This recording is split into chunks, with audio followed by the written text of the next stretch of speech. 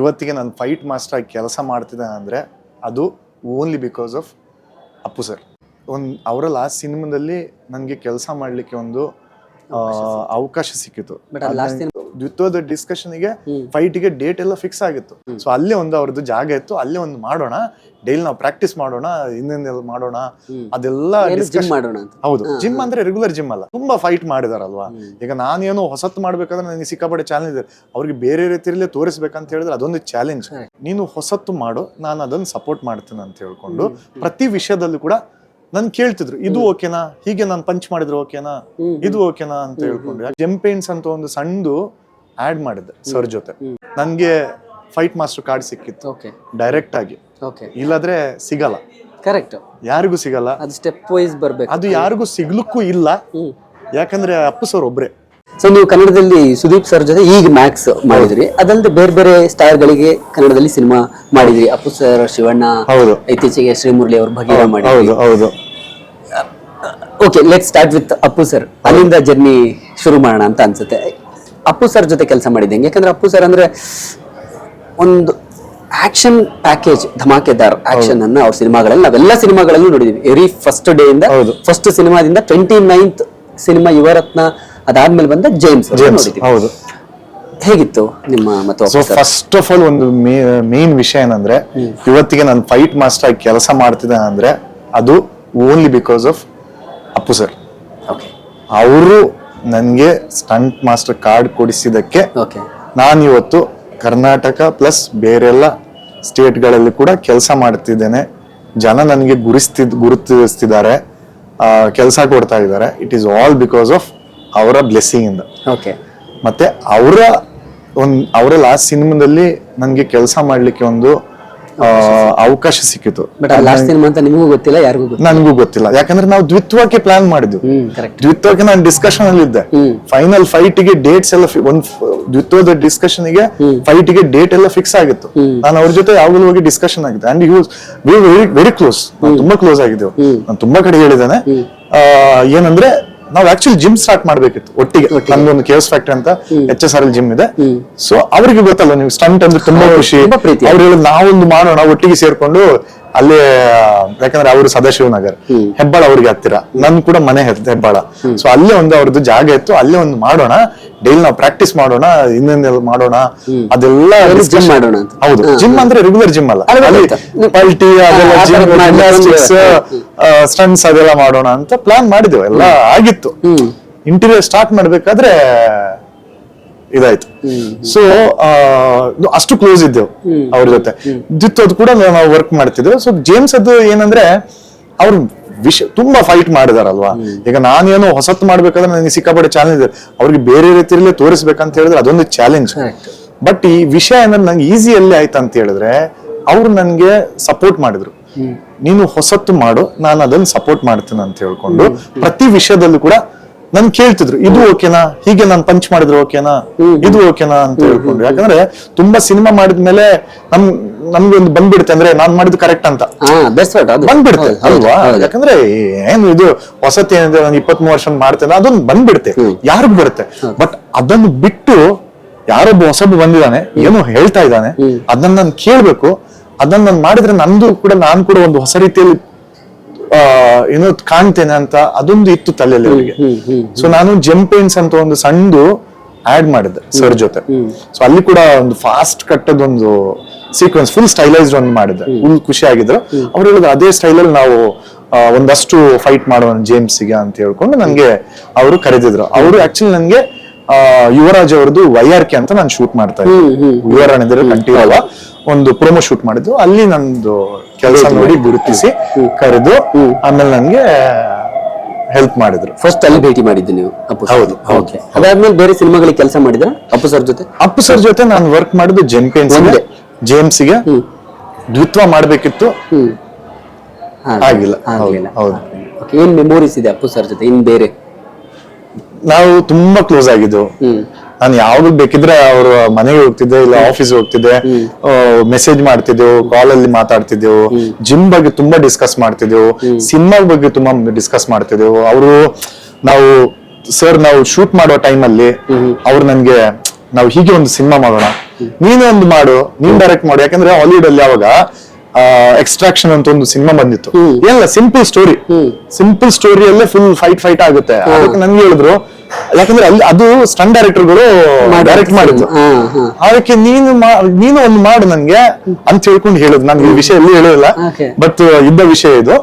So simple line ಅಲ್ಲಿ ಮಾಡ್ಬಿಡೋಣ, 1.5 ಗಂಟೆಯಲ್ಲಿ ನೀನ್ ಬರ್ಕೊಂಡ್ ಬಾ, ಏನೊಂದು ಮಾಡೋಣ. ಇಲ್ಲ ಸರ್, ನಾನು ಇದೇ ಮಾಡ್ತೇನೆ ಸದ್ಯಕ್ಕೆ, ಸ್ವಲ್ಪ ಟೈಮ್ ಆಗಿತ್ತು ನನ್ಗೆ, ಯಾಕಂದ್ರೆ ನಾನು ಸದ್ಯಕ್ಕೆ ನೀರಲ್ಲಿ ಹೀಗೆ ತೇಲ್ತಾ ಇದ್ದೇನೆ, ಉಲ್ಟಾ ಹೊಡ್ಲಿಕ್ಕೆ ಕಷ್ಟ ಆಗಿತ್ತು ನನಗೀಗ ಅಂತಿಲ್ಲ. ಇಲ್ಲ ನೀನ್ ಮಾಡು, ನೀನ್ ರೆಡಿ ಆದಾಗ ನನ್ಗೆ ಹೇಳು, ನಾವ್ ಮಾಡೋಣ ಅಂತ ಹೇಳಿದ್ರು. ನನ್ಗೆ ಅಷ್ಟು ಆ ಲೆವೆಲ್ಗೆ ಕ್ಲೋಸ್ ಇದ್ರು. ಹೌದು, ನನ್ಗೆ ನೀನು ಸ್ಕ್ರಿಪ್ಟ್ ಮಾಡ್ಕೊಂಡು ನೀನ್ ನನ್ಗೆ ಒಂದು ಡೈರೆಕ್ಟ್ ಮಾಡ ಅಂತ ಹೇಳುವ ಲೆವೆಲ್ಗೆ ಅದು ನಾವು ಹೊಸಬ ಅವಾಗ. ನಂತರ ಸ್ಟಂಟ್ ಮಾಸ್ಟರ್ ಕಾರ್ಡ್ ಇಲ್ಲ. ಸೊ ಆ ಟೈಮಲ್ಲಿ ನನ್ಗೆ ಹೇಳಿದವರು, ಯಾಕಂದ್ರೆ ಅವ್ರು ಗುರುತಿಸಿದ್ರು. ಯಾಕಂದ್ರೆ ಅವ್ರು ನೋಡ್ತಾರಲ್ಲ, ತುಂಬಾ ಜನರಿಗೆ ನೋಡಿದ್ದಾರೆ. ಹೌದು. ಸೊ ಅವ್ರು ಯಾರಾದ್ರೂ ಟ್ಯಾಲೆಂಟ್ ಇದೆ ಅಂತ ಗೊತ್ತಾದ ತಕ್ಷಣ ಅವ್ರಿಗೆ ಅವ್ರನ್ನ ಹೆಚ್ಚು ಅದನ್ನ ಮಾಡ್ಲಿಕ್ಕೆ ಜಾಸ್ತಿ ಸಪೋರ್ಟ್ ಮಾಡ್ತಿದ್ರು. ಮತ್ತೆ ಅವರು ಸಿಕ್ಕಾಪಟ್ಟೆ ಪುಷ್ ಮಾಡಿ ಸಪೋರ್ಟ್ ಮಾಡಿನೇ ನನ್ಗೆ ಫೈಟ್ ಮಾಸ್ಟರ್ ಕಾರ್ಡ್ ಸಿಕ್ಕಿತ್ತು ಡೈರೆಕ್ಟ್ ಆಗಿ. ಇಲ್ಲಾದ್ರೆ ಸಿಗಲ್ಲ. ಕರೆಕ್ಟ್, ಯಾರಿಗೂ ಸಿಗಲ್ಲ. ಅದು ಸ್ಟೆಪ್ ವೈಸ್ ಬರ್ಬೇಕು. ಅದು ಯಾರಿಗೂ ಸಿಗ್ಲಿಕ್ಕೂ ಇಲ್ಲ, ಯಾಕಂದ್ರೆ ಅಪ್ಪು ಸರ್ ಒಬ್ರೆ. ಸೊ ಅವರಿಂದ ಮಾತ್ರ ಸಾಧ್ಯ ಅದು. ಸೊ ಅವರಿಂದ ಅವರ ಕೊಟ್ಟ ಬ್ಲೆಸ್ಸಿಂಗ್ ಇಂದ ನಾನ್ ಮಾಡ್ತಿರೋದು. ಬೇರೆ I don't think anybody can do that. ಹೌದು, ಅದು ಅಪ್ಪು ಸರ್ ನೋಡಿ ನಿಮ್ಮಲ್ಲಿ ಏನೋ ಒಂದು ಗುರುತಿಸಿದ್ರು, ಅದನ್ನ ಗುರುತಿಸಿದ್ರಿಂದ ನೋಡಿ ನಿಮ್ಗೆ ಅದನ್ನ ಗುರುತಿಸಿ ತುಂಬಾ ಜನರ ಜೊತೆ ಮಾತಾಡಿ ಫೈಟ್ ಮಾಡಿ ಅದು ಕೊಡಿಸಿದ್ರು. ಅಪ್ಪು ಸರ್ ಇಂದ ಚೇತನ್ ಡಿಸೋಜಾ ಅವರು, ಅಪ್ಪು ಸರ್ ಇಂದ ನಾನು 100%. ಓಕೆ, ಸೊ ಏನ್ ಮಾಡಕ್ಕಾಗಲ್ಲ, life is uncertain. So Appu sir ಹೋದ್ರು, ಬಟ್ ಸ್ಟಿಲ್ ಅದಾದ್ಮೇಲೆ ಬಹಳ ಸಿನಿಮಾ ಮಾಡಿದ್ರಿ. ಶಿವಣ್ಣ ಜೊತೆ 2-3 ಸಿನಿಮಾ ಮಾಡಿದ್ರಿ. ವೇದ ಮಾಡಿದ್ರಿ, ಐ ಥಿಂಕ್ ಸೊ. ವೇದ ಮಾಡಿದ್ದೇನೆ, ಭೈರತಿರನಗಲ್, ಶಿವಣ್ಣ 131 ರೀಸೆಂಟ್ ಆಗಿ ಶೂಟ್ ಮಾಡಿದೆ. ಎಲ್ಲರೂ ಸಪೋರ್ಟ್ ಮಾಡಿದ್ದಾರೆ ನನಗೆ. ಶಿವಣ್ಣ ಕೂಡ ಒಳ್ಳೆ ಸಪೋರ್ಟ್ ಮಾಡಿದ್ದಾರೆ. ಶಿವಣ್ಣ ಅಂತೂ ಅವ್ರದ್ದು ಏನಂದ್ರೆ ಒಂದ್ಸಲ ಅವ್ರು ಗುರುತಿಸಿದ್ರು ಒಬ್ರಿಗೆ ಮರೆಯಲ್ಲ, ಅವ್ರು ಹೆಸರು ಮರೆಯಲ್ಲ ಅವ್ರು. ನಾನೇನು ಪ್ರೀ-ಕೋವಿಡ್ ಅವ್ರಿಗೆ ಮೀಟ್ ಆಗಿದ್ದು ಒಂದ್ಸಲ. ಅವ್ರಿಗೆ ಗೊತ್ತಿತ್ತು ನಮ್ ಕೆಲವು ಪ್ರಾಬ್ಲಮ್ಸ್ ಇತ್ತು, ಇದು ಅಂತ.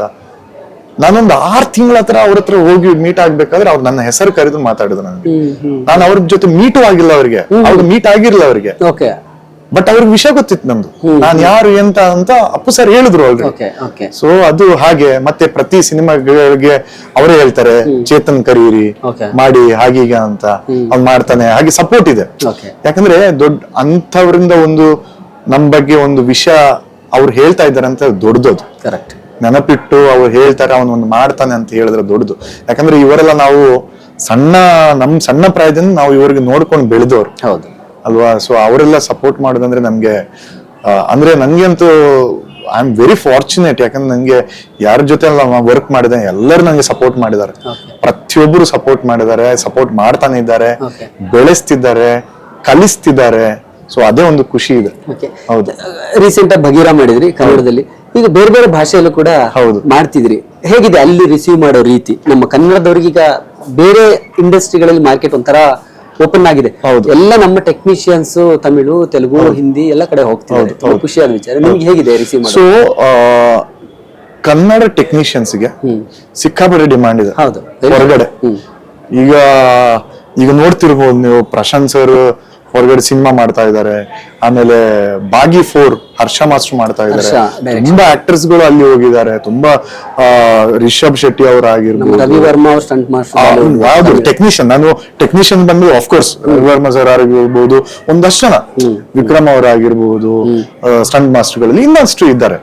ಮ್ಯೂಸಿಷಿಯನ್ಸ್ ಕೂಡ ಪ್ರತಿಯೊಬ್ಬರನ್ನ ಹೆಸರು ತೆಗೆದ್ರು ಸಿಕ್ಕಾಪಟ್ಟೆ ಇದೆ. ಸೊ ಬೇಸಿಕಲಿ ಏನ್ ವಿಷಯ ಅಂದ್ರೆ ಇಲ್ಲಿ ಕಂಟೆಂಟ್ ಕೂಡ ಡಿಮಾಂಡ್ ಇದೆ, ಕಂಟೆಂಟ್ ಬಿಟ್ಟು ಟೆಕ್ನಿಷಿಯನ್ಸ್ ಗೆ ಡಿಮಾಂಡ್ ಇದೆ. ಟೆಕ್ನಿಷಿಯನ್ಸ್ ಹೇಗೆ ಡಿಮಾಂಡ್ ಬರ್ತಿದೆ ಅಂತ ಹೇಳಿದ್ರೆ ಕಂಟೆಂಟ್ ನೋಡ್ಕೊಂಡೆ ಅಲ್ವಾ.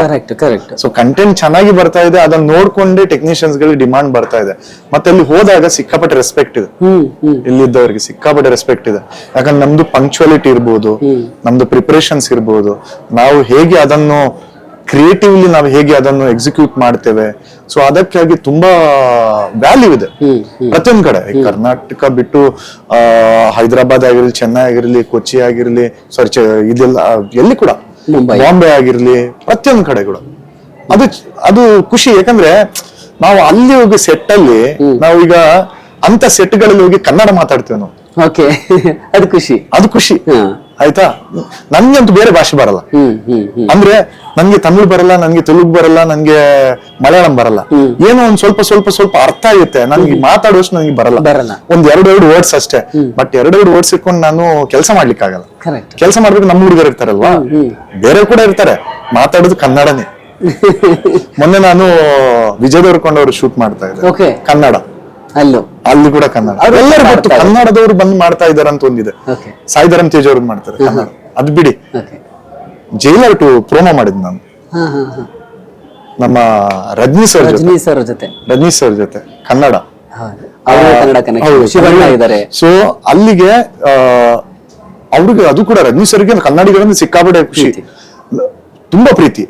ಅವರು ಅಚ್ಚ ಕನ್ನಡದಲ್ಲಿ ಮಾತಾಡ್ತಾರೆ. ಒಂದೇ ನಾವೇ ಮಾತಾಡ್ಬೇಕಾದ್ರೆ ನಾವೇನು ಸ್ವಲ್ಪ ಇಂಗ್ಲಿಷ್ ಮಿಕ್ಸ್ ಮಾಡ್ಕೊಂಡೆಲ್ಲ ಮಾತಾಡ್ತಾರೆ. ಅವ್ರು ಅಚ್ಚ ಕನ್ನಡದಲ್ಲಿ ಮಾತಾಡ್ತಾರೆ.